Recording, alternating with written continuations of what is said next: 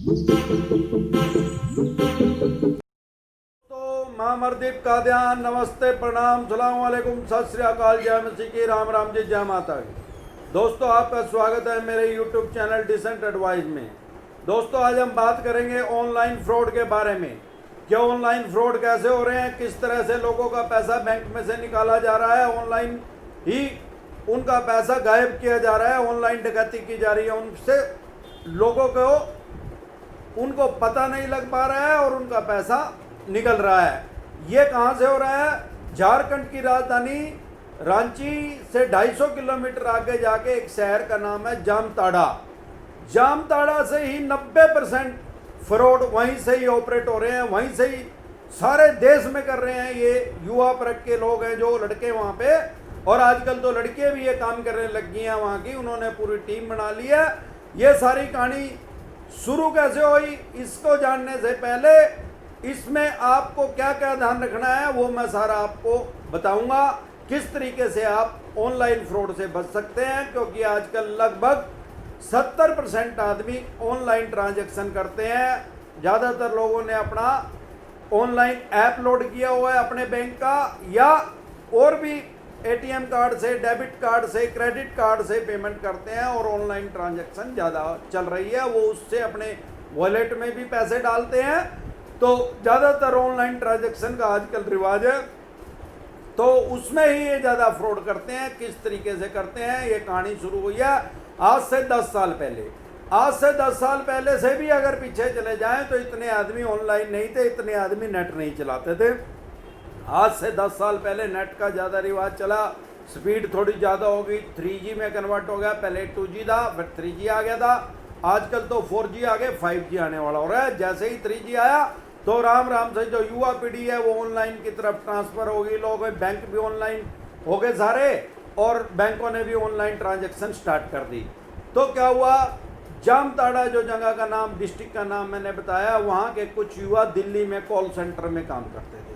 उस टाइम क्या रिवाज था, आपने देखा होगा टीवी में रात को 10, 11 या 12 बजे के बाद टीवी में एक शो आता था। उसमें जो प्रसिद्ध नायक हैं, हीरो हैं, हीरोइन हैं, उनकी फोटो को आपस में मिक्स किया जाता था। जैसे आदमी की औरत में मिक्स कर दी, औरत के आदमी, और फिर उससे क्वेश्चन पूछा जाता था। वो इतना इजी होता था कि आदमी आराम से बता देता था। अब जैसे उसको वो देखते थे, उसमें सपोज अमिताभ बच्चन की फोटो आती, दिखा दी आती, सलमान खान की जोड़ दी, तो उसको तो पहचान ही लेंगे। अब जैसे ही वो क्वेश्चन का आंसर देते थे, फिर वो नेक्स्ट क्वेश्चन पे आ जाता था। ऐसे 2, 3, 4 बार करते थे, भाई इतने पैसे आप जीत दोगे, इतने पैसे इसमें डाल दो, हमारे अकाउंट में डाल दो, और इस तरह से वो फ्रॉड करते थे कुछ आदमी।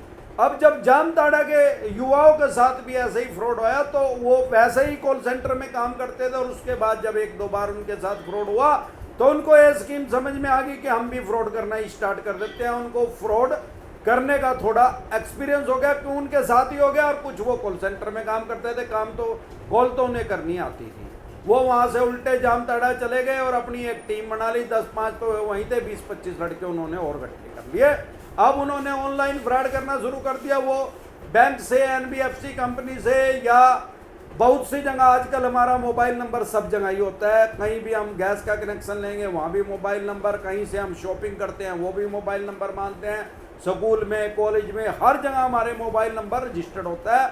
वो कहीं से भी मोबाइल नंबर पैसे दे के हम मोबाइल नंबर निकलवा लेते थे और फिर उस पर कॉल करनी शुरू कर देते थे। अब क्योंकि वो कॉल सेंटर में काम कर चुके थे, उनको एक्सपीरियंस था बात कैसे करनी है, और वो बैंक के कॉल सेंटर में भी काम कर चुके थे कि रिसीव कैसे करते हैं। अब वो कॉलिंग करनी शुरू कर दी उन्होंने।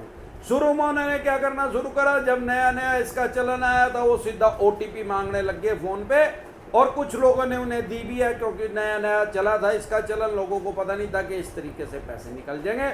और उन्होंने सैकड़ों हजारों आदमियों के साथ, लोगों के साथ सारे देश में ठगी करी। अब फिर राम राम से जागरूकता आ गई, बैंक ने भी बताना शुरू कर दिया, लोगों ने भी न्यूज़पेपर में, अखबार में पढ़ा और टीवी में देखा कि इस तरह से फ्रॉड हो रहा है। फिर उन्होंने एक नया तरीका शुरू कर दिया। अब क्योंकि उनके मुंह फूल लग चुका था, पहले वो 5-4 हज़ार रुपये में 6-7 हज़ार रुपये मिलते होंगे, कॉल सेंटर में काम करते थे। अब उनकी जॉब लग गई थी, सेल्फ एम्प्लॉयड हो गए थे, वो 6-7 लाख रुपए महीना कमाने लग गए थे। अब वो काम तो दोबारा करेंगे नहीं। उन्होंने एक नया तरीका लूट का निकाला। वो कहने लगे जी अब इस तरीके से तो पैसे नहीं निकलते, कोई बात नहीं। उन्होंने एक नया तरीका ईजाद कर दिया, वो फ़ोन करने लगे। फिर वो जो किसी भी आदमी ने इंश्योरेंस करवा रखा है उसकी पॉलिसी की डिटेल लेने लगे।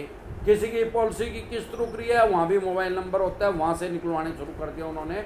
और वो फिर उनके पास फ़ोन करना शुरू कर दिया, सर आपका इंश्योरेंस हुआ है, इस कंपनी से हुआ है, आपकी अगर किस्त भी पूरी गई हुई है तो भाई साहब आपके पैसे जल्दी मिल जाएंगे, इतना आपका इंटरेस्ट लग गया है, आप अपना पैसा लेना चाहते हैं क्या? अब जब पैसे की बात आती है तो हर आदमी सोचता है कि यार मेरे पैसे अगर बढ़ के मुझे अभी मिल जाए तो मैं ले ही लेता हूँ। इस तरह से उन्होंने फ्रॉड करने शुरू कर दिए। इवन एक फ़ोन मेरे पास भी आया था ऐसा ही, मेरा एडलवाइज टोक्यो पे टर्म प्लान है, उन्होंने कहीं से मेरी डिटेल ले ली के कहने लगे भाई साहब आपका एडलवाइज टोक्यो से टर्म प्लान चला हुआ है 1 करोड़ रुपए का। मैंने कहा हाँ भाई चल रहा है भाई, और सर ऐसा है इसमें आपको पैसे रिफंड मिल जाएंगे।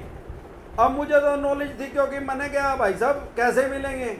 कहने लगा मैं आपको स्कीम बता दूंगा, मैं कंपनी से ही बोल रहा हूँ एडलवाइज टोक्यो से। मैंने कहा भाई ऐसा है, टर्म प्लान में तो कभी पैसे उल्टे मिलते नहीं भाई साहब, चोरी ठगी करनी सीख तो लो पहले, पूरा इसके एक्सपीरियंस तो कर लो, एक्सपर्ट बन जाओ पहले इसके। आप इनके साथ तो ठगी करने की कोशिश कर रहे हो इंश्योरेंस वालों के साथ, पर इतना तो दिमाग यूज करो कि जिस आदमी को आप फोन कर रहे हो चाहे वो कोई भी आदमी है, अगर उसने टर्म प्लान ले रखा है तो टर्म प्लान में कोई रिफंड है ही नहीं, उसको पहले ही पता है, और आप उसको रिफंड की ऑफर कर रहे हो तो कैसे दोगे? उसके बाद उसने फ़ोन काट दिया। मैंने 3-4 बार ट्राई किया, वो फ़ोन नहीं मिला, और आज तक फिर मैंने कभी उसका ट्राई नहीं किया, मैंने वो नंबर डिलीट कर दिया। इस तरह से इन्होंने फ्रॉड करना शुरू कर दिया। फिर वो भी तरीका लोगों को पता लग गया तो फिर इन्होंने क्रेडिट कार्ड बनाने के नाम पे फ़ोन करना शुरू कर दिया। आजकल ज़्यादातर लोग क्रेडिट कार्ड बनवाते ही हैं। क्रेडिट कार्ड की ज़्यादातर लोगों के क्रेडिट कार्ड पहले ही बने हुए हैं। ये कहते हैं सर हम फलाने बैंक से बोल रहे हैं, हम आपका एक क्रेडिट कार्ड और इशू कर देंगे, इसी क्रेडिट कार्ड के भी आप पे इशू कर देंगे। आप ऐसा करो अपने क्रेडिट कार्ड का नंबर दे दो, उसके बाद कहते हैं CVV नंबर दे दो, और उसके बाद वो ऑनलाइन ही फ्रॉड करना शुरू कर दिया। अब जब राम राम से इसका भी पता लगना शुरू हो गया लोगों को कि इस तरीके से फ्रॉड कर रहे हैं, फिर इन्होंने एक और नया कंसेप्ट अडॉप्ट कर लिया, क्योंकि इन्होंने तो यही काम करना था। अब ये कहने लग गए कि भाई साहब फ़ोन करके सर आपको पर्सनल लोन की रिक्वायरमेंट है। बहुत से आदमी देश में पर्सनल लोन लेना चाहते हैं, कुछ के हुए भी हुए हैं, किसी के 5 भी लोन हो रहे हैं, तो ये कह रहे हैं हम तो छठा दे देंगे जी। फिर उससे उसके अकाउंट की डिटेल मांगनी शुरू कर दी और घुमा फिरा के फिर उसका पैसा निकालना शुरू कर दिया इस तरीके से। और आराम आराम से जब ये भी लोगों के माइंड में आ गई, अब इन्होंने एक बिल्कुल ही नया तरीका अख्तियारात किया है, और उससे क्या करते हैं, उससे आपके बैंक का सारा पैसा साफ कर सकते हैं, जो कि आज की डेट में इस तरीके से काम कर रहे हैं। पहले तो इन तरीकों से कर रहे थे, इन तरीकों से तो क्या था 10-20-50 हज़ार रुपये आपके अकाउंट से एक बार साफ हो जाते थे, आपने OTP दे दी या किसी तरीके से उसने निकाल लिए। लेकिन अब ये ई-सिम बनवाने लग गए हैं। हमारे जो सिम हमारे फ़ोन में डाला हुआ है, जिससे हम बात करते हैं, जिससे हम नेट चलाते हैं, उसी का क्लोन बनाना शुरू कर दिया, उसको बोलते हैं ई-सिम। ई-सिम बना लेते हैं। जब ई-सिम इनके पास चला गया, जब सिम इनके पास चला गया, तो इट मीन्स हमारा फ़ोन ही इनके पास चला गया। आजकल 70 से 80% आदमी ऑनलाइन यूज़ कर रहे हैं अपना आज की डेट में अकाउंट को, और लगभग हर आदमी का अकाउंट का जो मोबाइल नंबर है वो उसके अकाउंट में, उसके बैंक में रजिस्टर्ड है। अब ये ई-सिम कैसे बनाते हैं? सबसे पहले तो सिम है क्या चीज़?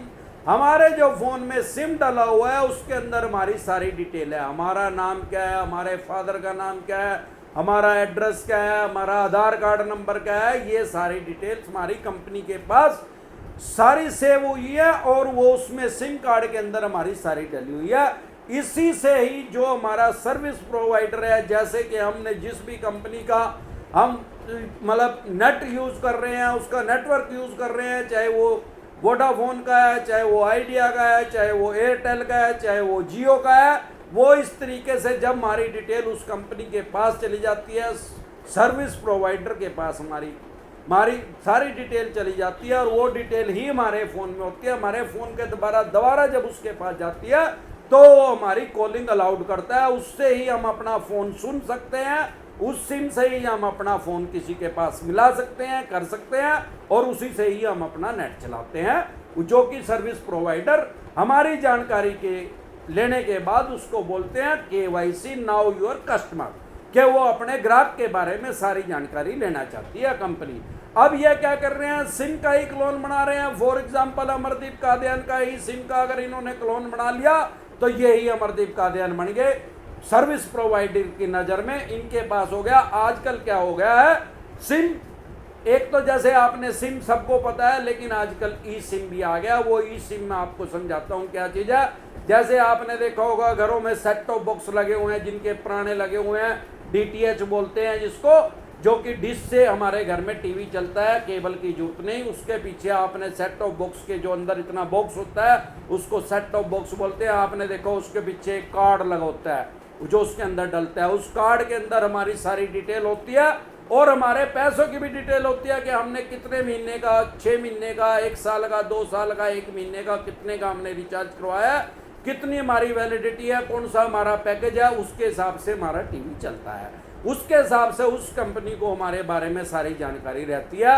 लेकिन अब जो नए सेट टॉप बॉक्स आ गए हैं, जियो का भी आ गया है और भी कुछ कंपनियों ने लॉन्च कर दिया, उनके अंदर वो क्या है, कार्ड नहीं है, वो ई कार्ड बना दिया उन्होंने।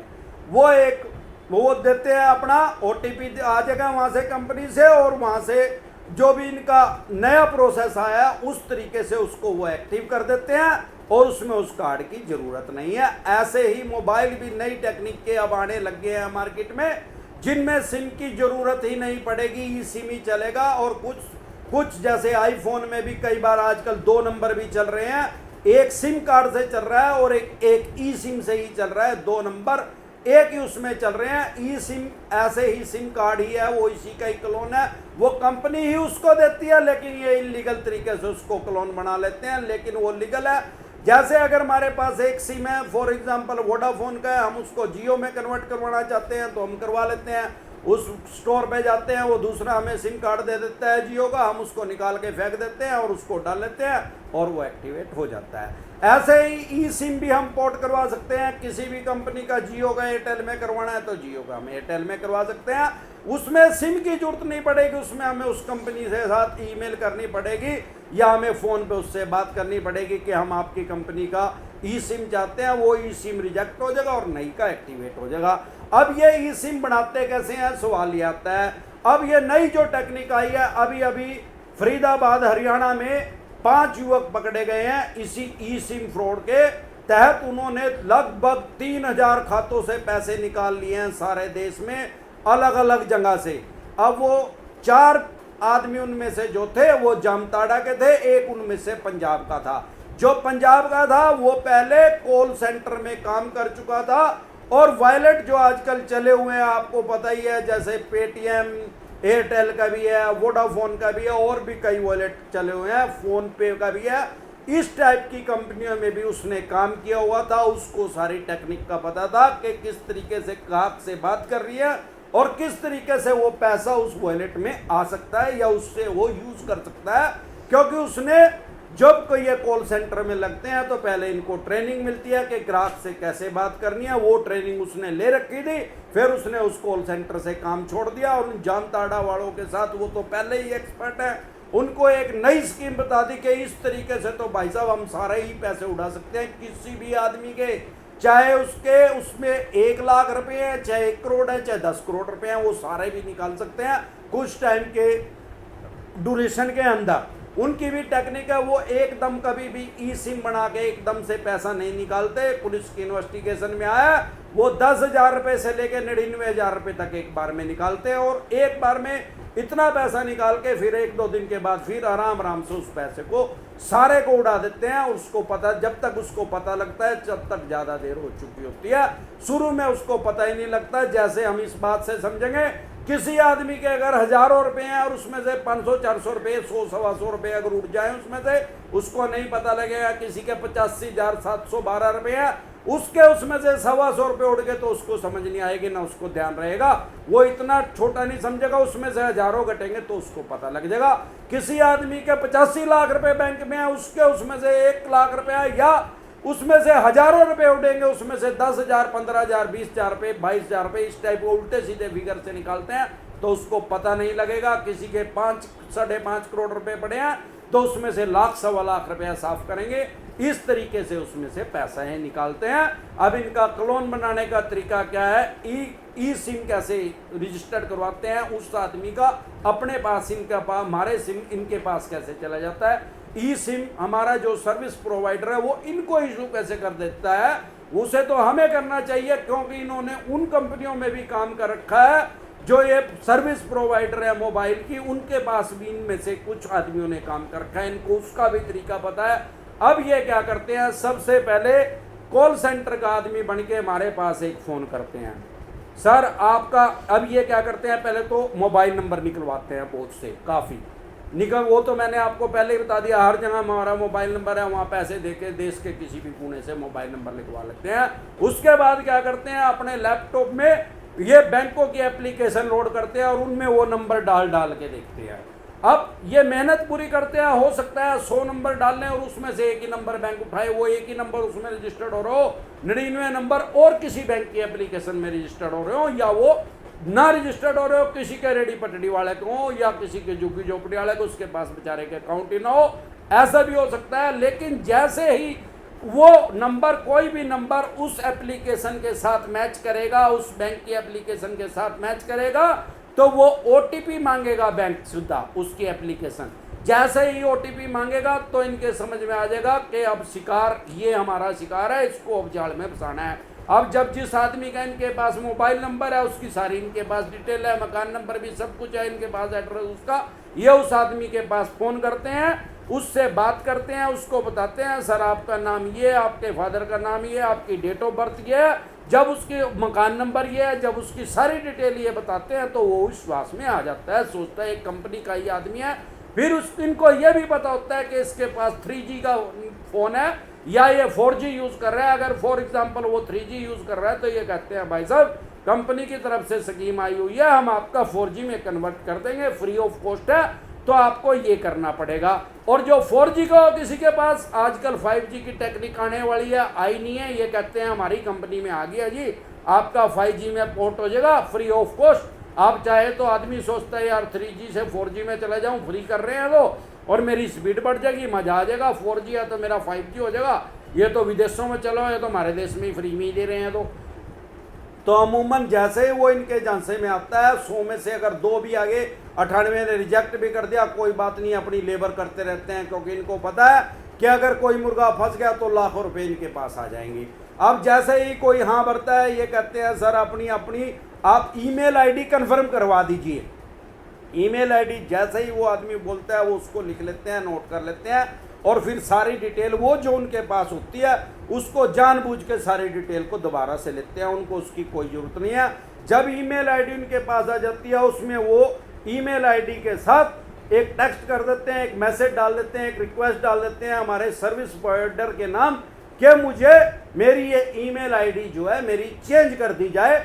और वो क्या करते हैं जो वो टेक्स्ट किया उनने, उसके साथ हमारी ईमेल आईडी लेके हमारी ईमेल आईडी को हमारे ही द्वारा हमारे सर्विस प्रोवाइडर के पास भेजते हैं। हमें बोलते हैं कि सर आपके पास एक लिंक आ गया है, आपके पास ईमेल आईडी हमने आ गया, अब हमारी कस्टमर केयर जो है ये दूसरा कस्टमर केयर है। हमारी कंपनी के 2-3 तरह के कस्टमर केयर होते हैं, कोई सेल वाला होता है, कोई सर्विस वाला होता है, कोई कंप्लेंट वाला होता है। अब आप अपनी कंपनी के, हमारी ही कंपनी के दूसरे नंबर पे जो आपके नंबर मोबाइल में सेव है, उस नंबर पे फ़ोन करके अपना रिक्वेस्ट डाल दीजिए कि मेरी ईमेल आईडी चेंज कर दी जाए।